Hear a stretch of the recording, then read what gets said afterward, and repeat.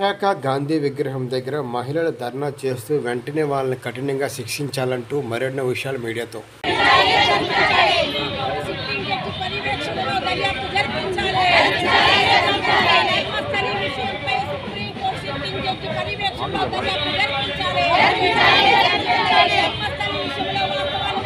అధ్యక్షురాలు ప్రముఖ పుణ్యక్షేత్రమైనటువంటి ధర్మస్థలిలో మొత్తం ప్రపంచవ్యాప్తంగా దాని గురించి ఇప్పుడు చర్చించుకునేటువంటి పరిస్థితి మనం చూస్తూ ఉన్నాము. పిల్లలు, చిన్నారులు, మైనర్ బాలికలు, అమ్మాయిల తాలూకా శవాలని అక్కడ పూడ్చిపెట్టారని అక్కడ పనిచేసినట్టు పారిశుద్ధ కార్మికుడు చెప్పడం మొత్తం ప్రపంచవ్యాప్తంగా ఒక సంచలనం రేకెత్తింది. అందరూ గగురుపాటు వచ్చే విషయాలు కూడా చెప్పడం జరిగింది. 12 ఏళ్ల అమ్మాయిల దగ్గర నుంచి ఈరోజు పెద్దవాళ్ళ వరకు కూడా వాళ్ళందరి మీద యాసిడ్ దాడులు, లైంగిక వేధింపులు జరిగిన ఆనవాళ్ళు ఉన్నాయని చెప్పడం జరుగుతూ ఉంది. ఈరోజు అక్కడ అనన్య భట్ కానివ్వండి, అంతకుముందు ఉండేటువంటి సౌజన్య కూడా, ఆ సౌజన్య అయితే దీర్ఘకాలిక పోరాటమే చేయడం జరిగింది. న్యాయం అంటే ఎక్కడ కూడా జరగలేదు.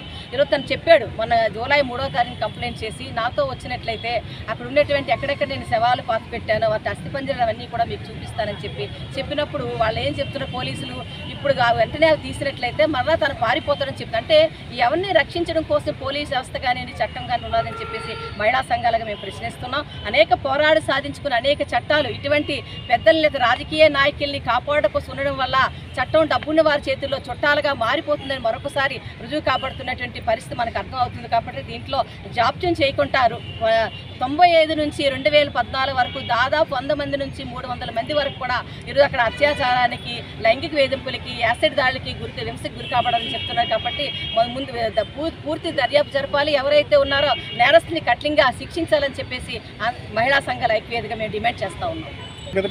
ఈ సమస్యలో వెంటనే సుప్రీంకోర్టు సుమోటోగా తీసుకుంటుందని అనుకున్నాం. అంటే ఇది ఇప్పుడు వచ్చిన విషయం కాదు, ఇట్లాంటి వివాదం అనేది ఈరోజు వచ్చిన విషయం కాదు. గతంలో అనేక సంవత్సరాలుగా జస్టిస్ ఫర్ సౌజన్య కానీ అనేక మంది మాయమైపోయారు అక్కడికి వచ్చి ధర్మస్థలిలో అని చెప్పేసి అనేక మంది పోరాటం చేస్తున్నప్పుడు ఆ వార్తలు ప్రచారం కాకుండా ఆనాడు గాగ్ ఆర్డర్స్ ధర్మస్థల ఆలయ ట్రస్టీలు తీసుకొని వచ్చారు.